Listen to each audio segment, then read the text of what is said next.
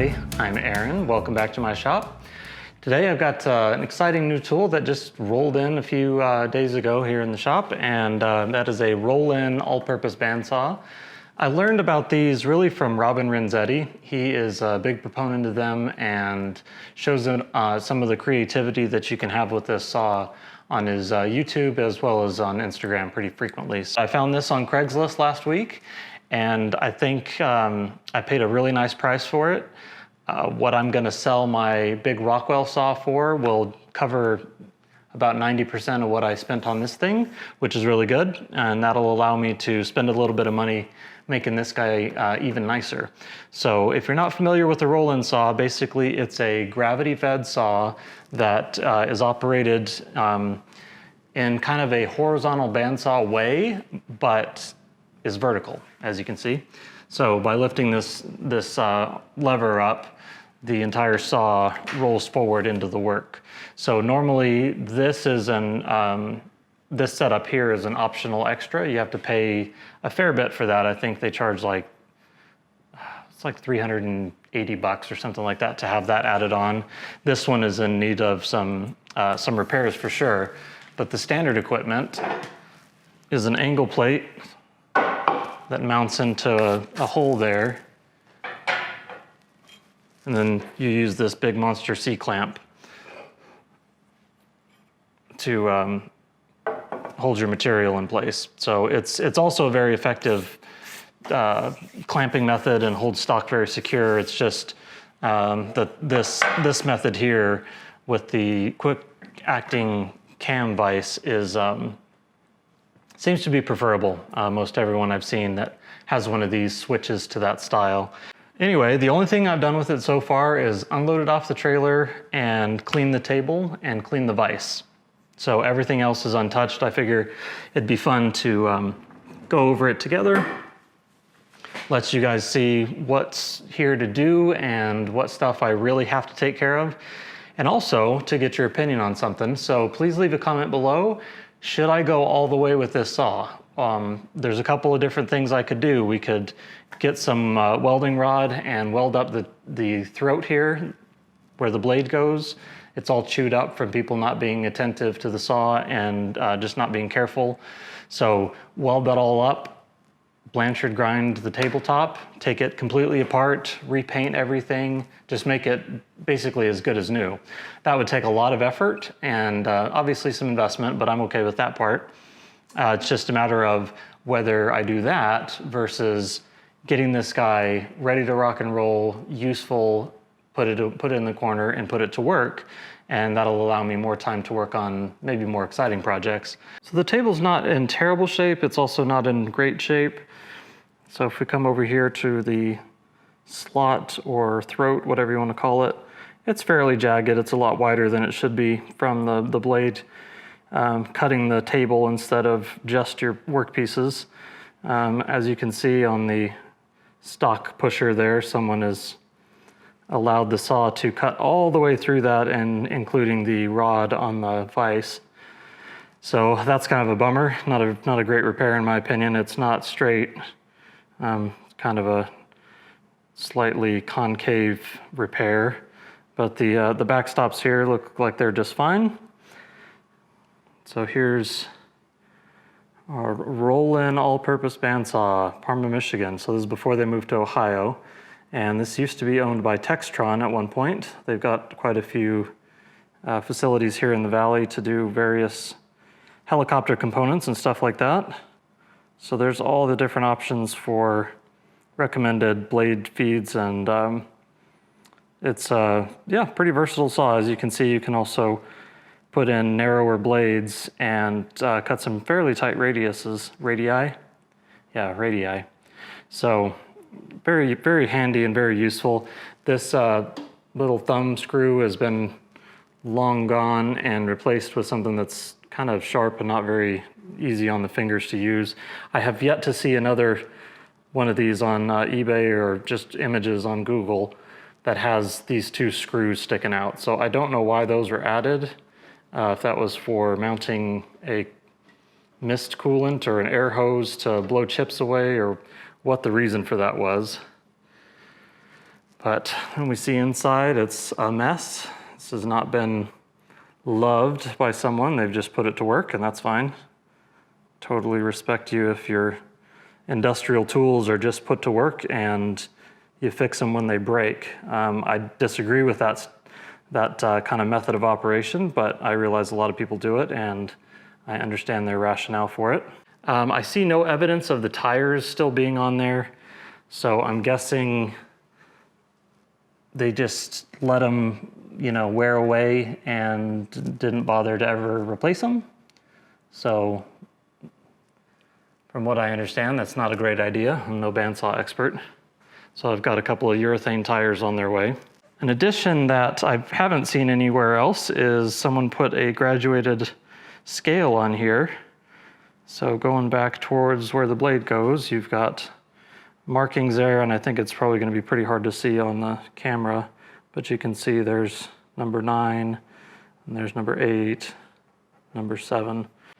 So one bummer, this thing is 3-phase. Based on how the motor is mounted, I'm not sure it's original, so we may want to replace the motor anyway once we get it cleaned off and can look at the data plate and see what kind of voltage and whatnot it's set up for. Got a nice original stop here, so you can set that to prevent the table from hitting your vise, or put it on the back and lock it in place if you want to do some contouring and don't want it moving around on you.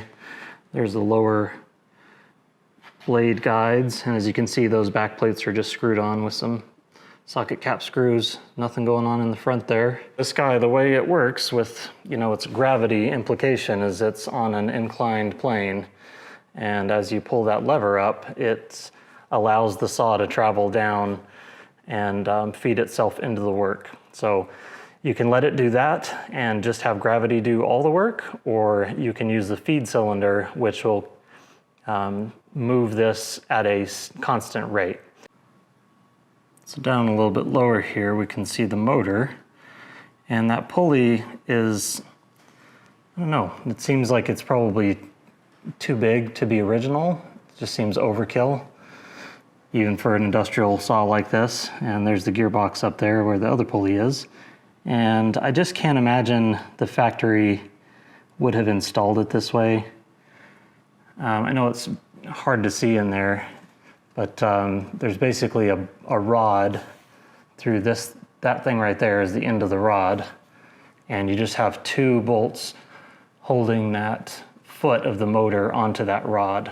And so it just seems like a rinky-dink setup. I just can't imagine they would do it that way and that be the factory application.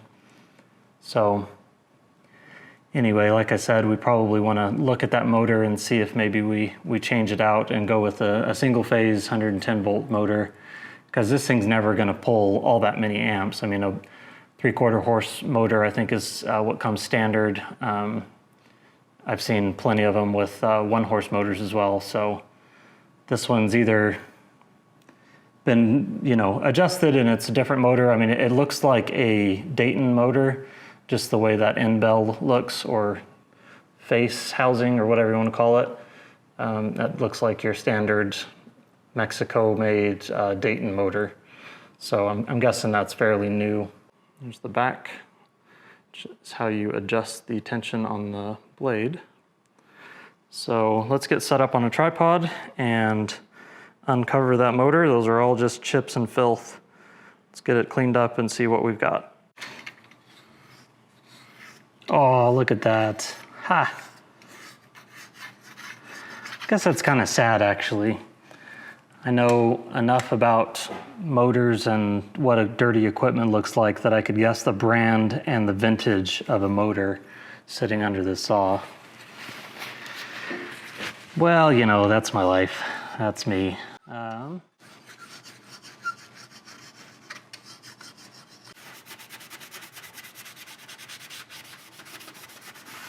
So there we have it. It's upside down to you guys, but 3/4 horsepower, 208 to 460 volts. And continuous duty, let's see, it doesn't look like there's anything special about this motor. The thing I really dislike about this motor is that it is not a totally enclosed fan-cooled motor. It seems like a no-brainer on a saw. Obviously this guy is very much in harm's way as far as grit and dust and chips. Just having it open like that just doesn't make any sense to me. Can't imagine that this motor would last all that long.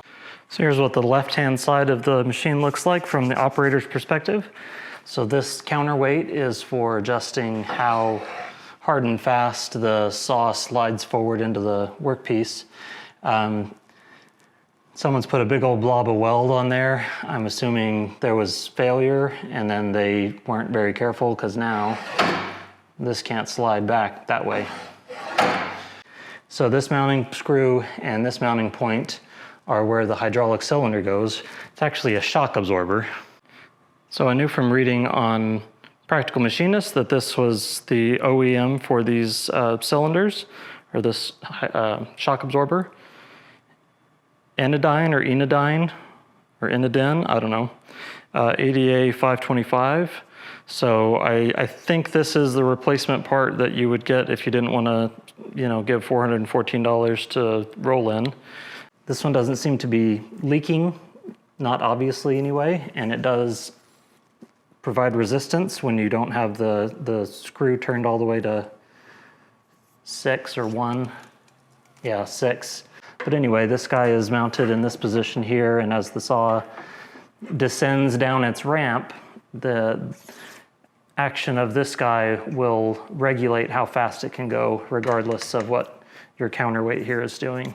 So there's the new shop saw, fairly straightforward. I think it's a really, really good, solid design. There's not much to go wrong with it.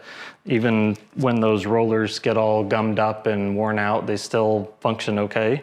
I think these ones look pretty bad, but who knows, the bearings may be perfect inside them. So yeah, please let me know in a comment below what you think and what would be fun to watch.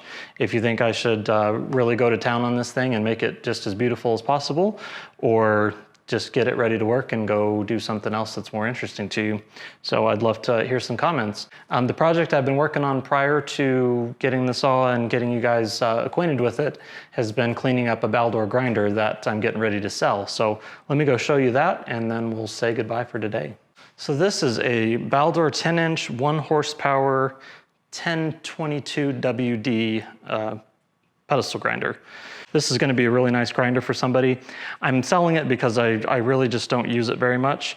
The same buddy that sold me this one is getting ready to sell me a Delta carbide grinder, and I think that will come in more handy in the shop. Put a diamond wheel on one side and then a green wheel on the other. If I had the room, I would keep it and also have the Delta, but I'm just so limited on space that the walls feel like they're closing in if I were to keep everything.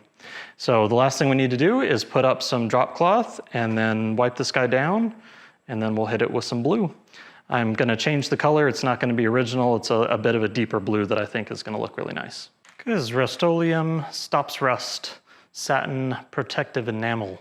Classic navy. And my well-used N95 mask. These things are so hard to come by right now. I'm using them way beyond where I normally would.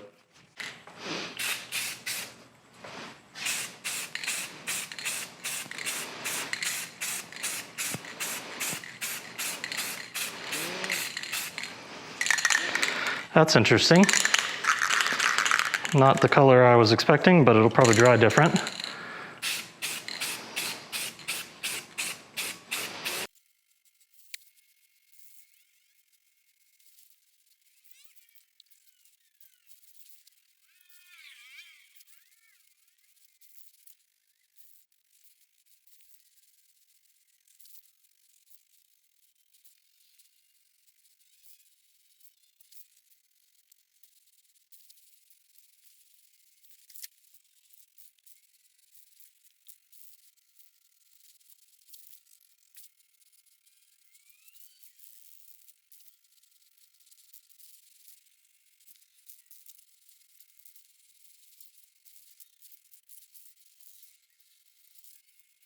We'll let that thing dry, and once it's ready and I'm satisfied that the color is okay, then I will slap this little sticker on.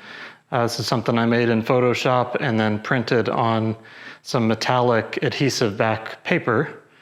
So let's just peel off the back of it and stick it on there. I've sprayed it with some clear lacquer, and that kind of locks in the ink and allows it to not smudge and gives it some UV protection.